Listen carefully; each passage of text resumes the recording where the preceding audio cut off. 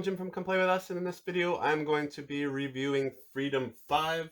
This is brought to you by Arcane Wonders and Greater Than Games, and I believe this plays 1 to 4 players. It's a cooperative game that is based on Defenders of the Realm system, which itself was based on Pandemic. Now, I've not played any of the Defenders of the Realms games, so I'm not going to be making any comments on how it compares to that. I will compare it to Pandemic. I've played quite a bit of Pandemic, so I can talk about that a bit. And to level set a little bit here, I have not, well, I have played Sentinels of the Multiverse. I had the app on my tablet. I have not played the physical game of that, so I played that a bit. And I used to own the Sentinel Tactics game, but I only got that to table once, so I didn't really get to play that much. So I'm not really tied to the Sentinels IP here, so that's where I'm coming from there a little bit. Okay, so let's start by talking about the components for this game. So the components are quite good for the most part. You get these little meeple guys. These are plastic. They're kind of chunky. They're nice. They stand out on the board. All the tokens, cardboard tokens, they're kind of glossy finish, but thick cardboard. Nice thick cardboard. I do like the standees. This is a retail version of the game. I do like the standees. They have really nice art on them. Some of the best standees I've seen. They got good standee bases. The standees slot in here quite easily. They're not loose or anything, but at the same time they don't pinch. So they're not leaving like little dents or anything in the cardboard. So that's pretty good. I like that. Card quality is okay. The main cards, they're a little thin, but they're not bad. I sleeve all my cards anyways, and they're a standard card size, so I've sleeved all my cards, but they're okay. The art and the iconography and everything is very good on the cards. They're easy to read. The icons and everything are really good. I like how the cards are laid out. So good there. And then you have these little cards too. These are thicker card quality for some reason, but I've sleeved those too. But so yeah, overall those are good. You get some player dashboards, so nice thick cardboard on that. They're laid out really well. The information on them is pretty clear and concise. They list all your actions and your tributes and that kind of thing, so keep everything fairly organized. The board is really nice. I love the art on the board, and you can read the location information quite easily. I will say that sometimes stuff kind of disappears into the board because there is so much art on the board, that things can get a little bit lost in there, but it's not too bad. Things, they stand out enough that you can see them, but the board does look a little busy after a while with all that. But I love the art on it, so it's kind of take it for that. You get a bunch of dice in here. The dice are good quality. They're pretty plain. They're just solid colored dice with numbers on them. Nothing fancy, but they're functional and they work well. For what you're using them for. The rule book. Okay, so the rule book, all the rules are in here, and it's laid out all right. There's nothing, most of the general rules are in here. There is no index or table of contents in. I do find myself flipping through here quite a bit, trying to find stuff. So the rule book could have been better that way. There is a lot of little rules in here, and I find myself flipping through it. And the index would have helped, with finding the rules a little bit. The other strange decision here is there's no player aid in the whole game, so there's nothing on the back of the rule book. It's just credits. You get a scenario book. There's nothing on the back of that. Nothing on the player boards. Nothing that has a round structure and a turn order and reminders and some rules reminders. They don't give you anything in the game, so that's a big miss. So you're gonna have to, print out your own player aids. I think there's some on BGG that people have uploaded. So that's a big miss as far as I'm concerned. The other thing with the component quality that I don't like is I don't like the scenario book. Okay, I'll say that right out the hop. Now, it's cool that the scenario book's a comic. That's a nice little gimmicky feature. But there's a bunch of rules in here. Every scenario adds some rules. Even, there's 3 chapters to every scenario, and so the rules slightly change in each chapter. and I'm continuously having to reference those rules or forgetting about them because they're in this book that I got to flip through. I think this game would have benefited not just from player aids, but from scenario cards or some sort of, even if they just had scenario cards with the few rules that they add for the scenarios, just so it's out on the board as a reminder that people can look at. Because I forget these little rules all the time because they're buried in this, and I gotta constantly go back and, oh, where was I in this? And yeah, so as much as it's a cool gimmick, it's not very functional in my opinion. I think it would have been better just to have a scenario card, or you could have, if you wanted the book, you could have the book for some flavor, but then also include some scenario cards to remind me of the rules for the scenarios in the different chapters. So I think that's a bit of a problem with this game, components wise. Otherwise, I think the components are very good, especially this is a retail edition. It's very affordable. Yeah, so the quality is pretty high on all the components, I would say, for the price point you're getting. Now, the other weird thing is, and I know this in my unboxing video, that there's box lift on this, even just with the base game. It's hard to get everything back in the box and not have any box lift. So that's weird that the box wasn't just could have been just a little bit deeper. So you're definitely not getting any expansion content in the base box, unless you throw out the insert. But the insert is quite nice. I don't really want to throw it out. It's a good insert. It's just the box needed to be a little bit bigger or a little bit higher. So that's kind of weird. Not a huge deal. I mean, box stuff's only a big deal if you've got minis and stuff in there. But yeah, it's just kind of strange that the contents doesn't really fit. I guess it would fit. I think I noted this. It would fit if I didn't bag anything and just chucked all the stuff randomly in the box, which of course I'm not going to do because that would make it a game that takes a long time to set up, even longer to set up. So that's another weird little thing. Okay, let's talk a bit about the mechanics for this game. Okay, so this is, at its core, this is still Pandemic, and it probably even more resembles Defenders of the Realm. Like I said, I never played Defenders of the Realm, so I can't comment on that. I'll compare it to Pandemic instead. It has all those main features of Pandemic. You're adding henchmen instead of viruses. You get the exploding spaces. Now, you don't get the chain reactions. They don't explode and then keep exploding. They kind of stop. And then you just the villains that are attached to the various colors get stronger as as they explode. So that's a slight nuance there. And then instead of fighting viruses, you're fighting villains and their henchmen. So you have a different villain tied to each of the different colors in the game. There's 4 colors. So that's oh, and I should mention I don't do overviews in my videos. So if you want to see how the game plays, I've done a playthrough, and I'll link to that on my channel below.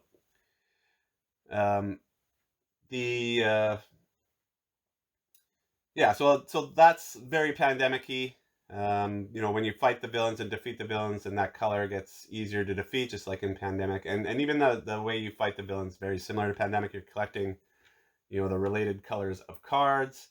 The one hook in here, like so in Pandemic, to defeat the virus, I think you have to go to a research station and discard, if I haven't played in a long time, but discard 4 cards of the same color to defeat the virus. This is very similar, but you have to roll dice on top of that. So instead of just collecting the colored cards and discarding them, you collect the colored cards, and they have die symbol in the bottom left. So the more cards you collect of that color, some of them have double dice, the more dice you get to roll when fighting the villain. So on the surface, it's pretty much the same mechanic. They've just kind of added a random element to that, and then you just roll your dice and fight against the villains. That's kind of how that works. And then they've kind of added the extra layers on top of just the exploding kind of spaces. They've got these anarchy tokens and these mastermind tokens that can be on the board. And when you run out of putting those on and you can't put those on anymore, then it moves up this mastermind track. And the timer on the game is this mastermind track. There's 3 chapters in the scenarios, and then so if you reach these cubes on these certain spots on the track, then the chapter will advance whether you've completed the objectives or not. And if you get all the way to the end, you lose. The other way you can lose is if if you get anarchy for the your headquarters here, instead of putting these anarchy tokens down, you put these anarchy cards here, and if they get 2 there by the end of by the time the villain phase triggers, then you also lose the game. Otherwise, you just got to complete the objectives in each chapter, and the final objective for the final chapter, and then that's how you win. So anybody who's played Pandemic, I guess, or Defenders of the Realm, I'm guessing, this would be very familiar mechanics to you. The other thing is you got different characters, and the different characters come with their own decks of cards, and so they all work. They're kind of a little asymmetric. They've also got base actions that they do that are for the most part the same, but they'll just have slight variations. And of course, you have attributes that are slightly different. So there's a little, depending on which character you're playing, you can do different things, or you'll be a little bit better at, fighting henchmen or getting rid of these tokens or something. So there's differences there with the mechanics, and of course the villains have their own little mechanics that they do. Like this freight train guy, when he moves, he does damage to anybody in the path that he moves, and things like that. Okay, so what do I like about, or what do I not like about this game? Okay, so first and foremost, I'm going to say this game is too long for what it is. I'm sorry, it's between 2 to 3 hours. I guess unless you rapidly lose the game, that could end the game quicker. But if you're getting through the whole game, it's 2 to 3 hours. And like I said, it's basically Pandemic with a superhero theme and extra complexity added on. And in my opinion, a complexity that doesn't need to be there. So on top of the fact that the game is too long, the turns are too long. Like, you've got 5 actions on every turn. There's so many things. You're going to have a hand of cards. Each of your, the cards have different things, abilities on them. Now, not every card in the deck is different. I mean, I think there's like 3 or 4 of each card in there. So you'll have, depending on what character you're playing, you'll have a bunch of things. You'll get to know what they can do with their cards. But it's still a lot to think about. And the fact that you have 5 actions means your turn's going to drag. I played this with my son. He was kind of enjoying it when it was his turn, but he was falling asleep when it was my turn because it just takes too long. I could not see playing this game with more than 2 people. It's you can play up to 4, I think 4 or 5, but it's just too long. Like if you're playing with more than 2 people, you'd be sitting there forever before your turn came around again. Now there is stuff that you can do where other players will play on your turn. So like if you're fighting the villain, you can team up so anybody in that space can jump into that fight and help you fight the villain. So there are things like that can bring interest in from the other players when it's not their turn. And there's some cards in your deck that you can play on anybody's turn to help them out, things like that. So there's little things that add cooperation, but it's not, you're not fighting the villains every turn, right? So yeah, maybe that goes back to the fact that this is based on an older game system, and that this was kickstarted, I think, about 3 to 4 years ago, and so it took a long time to develop. I kind of feel like it missed the boat, and that they were coming out with kind of like a dated design. The game feels kind of dated in that way. Since this game kickstarted, we've had a lot of games that have concentrated on quicker turns, right? And I think that's a good evolution in the board games. Is downtime between turns can kill a game, and I think it kills this one.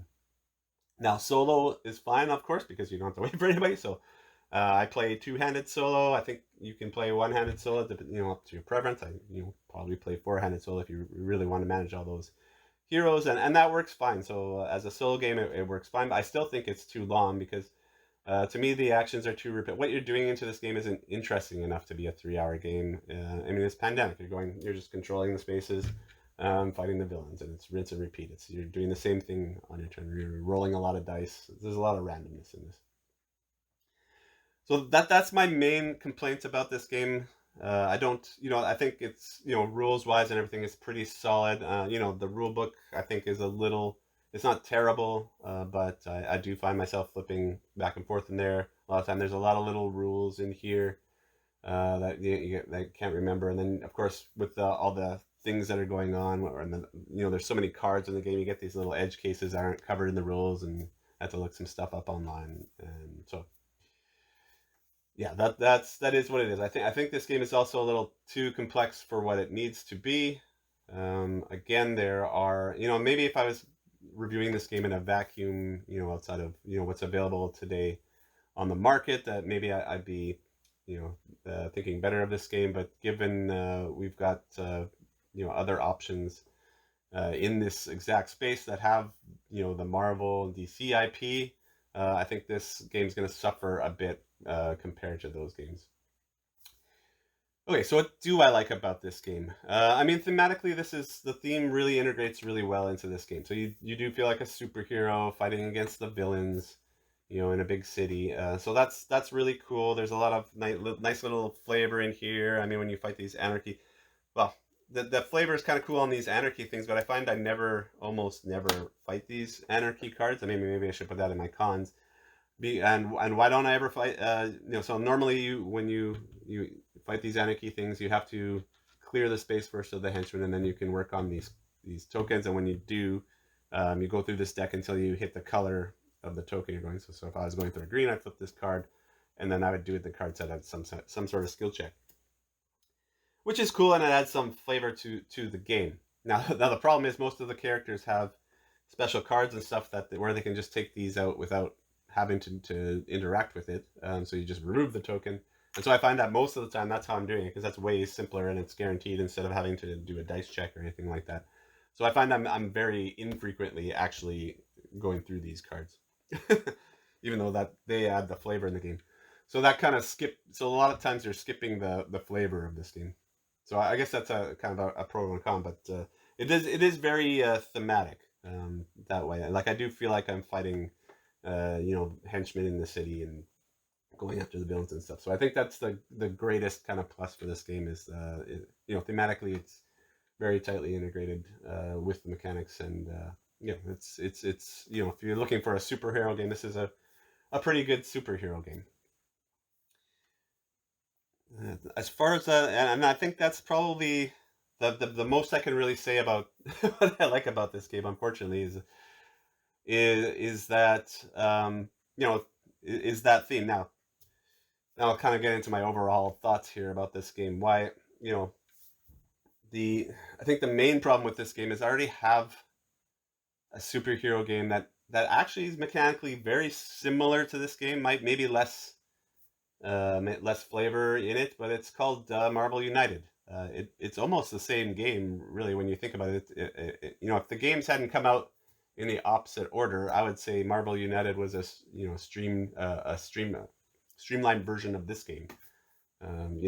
It plays much quicker. It's half an hour to 40 minutes, and it does a lot of the same things. It even has the pandemic mechanics in it as well, and the same kind of thing where you're fighting henchmen, lower villains and master villains.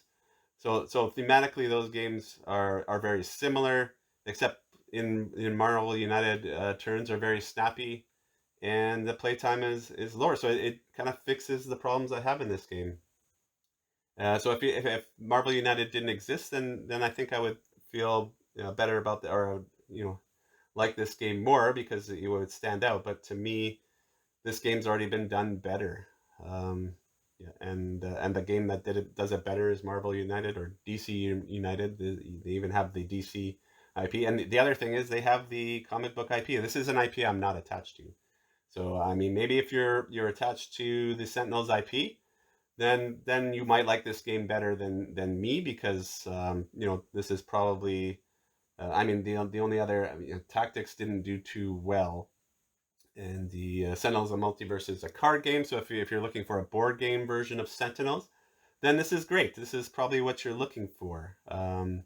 If the idea of a 2 to 3 hour version of Pandemic with a comic book theme appeals to you, then yeah, this give this one a shot. If you're just in it for a superhero board game, then I I would recommend Marvel United over this, especially given that, it's the rules are a lot simpler. There's a lot of rules in this. There's a lot to teach. There's a lot of little tiny edge cases and stuff. You don't have any of that in Marvel United. You can teach it in 5 minutes. You play it in 20, sometimes depending on what scenario you're playing. And it's just snap your turns. Everybody's more involved, more cooperation. So yeah, and I hate to spend half my my review comparing it to, but it's just such an obvious comparison to this game because in my opinion, they're very similar games, mechanically and thematically. So overall, I am giving this game a 7. Now that's just for the retail base game. I know there are a bunch of expansions out already, so maybe I can't see the expansions doing much more. They add more characters, more scenarios. There's one that I think it adds Mars or something like that. So maybe that one adds something interesting to this. But to me, yeah, a good solid game mechanically and thematically. But there are already, in my opinion, there are already better games on the market. As usual, thanks for watching, and I'll catch you next time.